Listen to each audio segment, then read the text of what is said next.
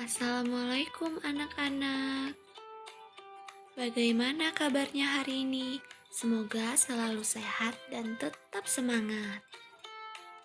Pada video kali ini, Ibu akan menyampaikan materi tentang budaya hidup sehat.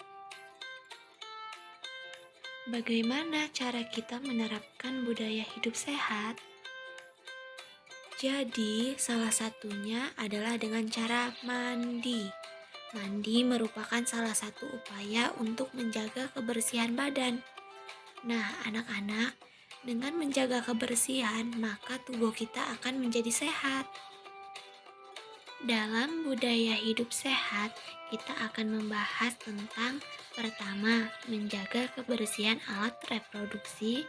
Yang kedua, menyebutkan bentuk-bentuk pelecehan seksual. Dan yang terakhir, cara menjaga diri dari pelecehan seksual. Jaga kebersihan alat reproduksi. Menjaga kebersihan merupakan suatu keharusan pada setiap manusia, karena kebersihan merupakan pangkal kesehatan. Kebiasaan menjaga kebersihan termasuk alat reproduksi merupakan awal dari usaha menjaga kesehatan kita. Apalagi kita tinggal di daerah tropis yang panas dan membuat kita berkeringat. Keringat tersebut membuat lembab terutama bagian reproduksi yang tertutup. Pada tempat seperti itulah bakteri mudah berkembang biak sehingga menimbulkan bau tidak sedap dan penyakit. Cara-cara yang bisa kita lakukan untuk menjaga kebersihan bagian reproduksi laki-laki dan perempuan. Yang pertama, mandi 2 kali sehari agar tubuh menjadi bersih. Yang kedua, mencuci tangan setiap kali sebelum dan sesudah buang air besar dan air kecil. Yang ketiga, hati-hati menggunakan deodoran, sabun antiseptik, atau cairan pewangi untuk menghilangkan bau di sekitar alat reproduksi. Yang keempat, tidak menggunakan air kotor untuk mencuci alat reproduksi karena mengandung bakteri dan kuman. Yang kelima, mengganti celana dalam minimal 2 kali sehari.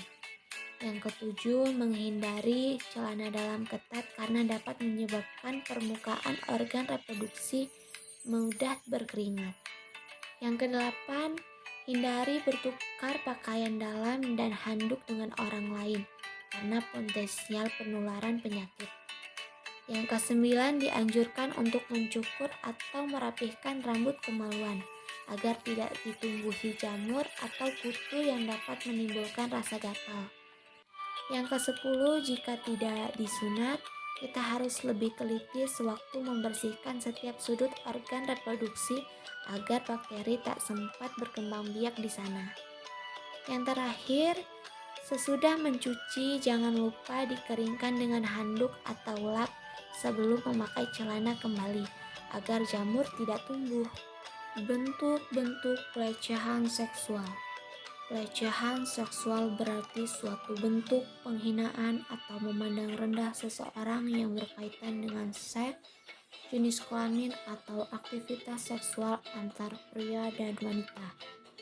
Bentuk-bentuk perilaku pelecehan seksual yang sering terjadi dan dikategorikan sebagai pelecehan seksual bisa berupa tindakan dan bisa berupa perkataan.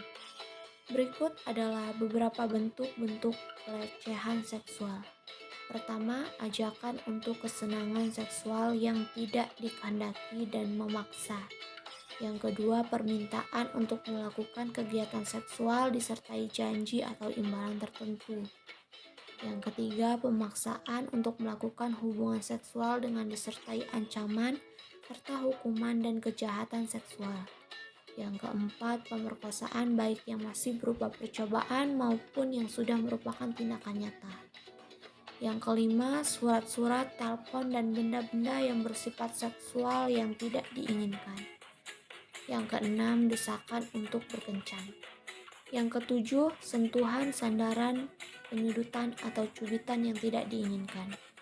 Yang kedelapan, pandangan atau gerakan-gerakan yang bersifat seksual dan tidak diinginkan. Yang kesembilan, merangkul wanita. Yang kesepuluh, mendesak wanita untuk kencan seperti menonton, makan malam, dan sebagainya. Yang terakhir, membelai kepala atau rambut wanita.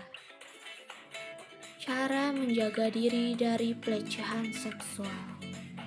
Mengingat begitu banyak kesempatan dan tempat untuk terjadinya pelecehan seksual, maka kita harus dapat menjaga diri agar tidak menjadi korban. Ada beberapa cara untuk menjaga diri dari pelecehan seksual.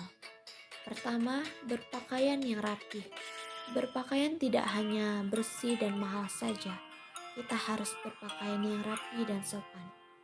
Yang kedua, hindari berpakaian yang tidak rapat atau dapat mengundang syahwat.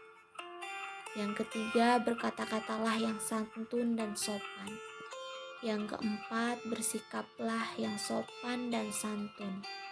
Yang kelima, pandai-pandailah memilih teman dalam pergaulan.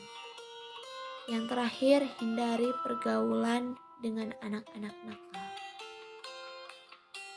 Nah, anak-anak, itu dia budaya hidup sehat. Apa yang telah kita pelajari dari video ini, kita ambil sisi positifnya. Baiklah, pembelajaran secara daring hari ini sudah cukup. Tetap semangat meskipun harus belajar dari rumah. Dan jangan lupa menerapkan protokol kesehatan. Baiklah, Ibu akhiri. Wassalamualaikum warahmatullahi wabarakatuh.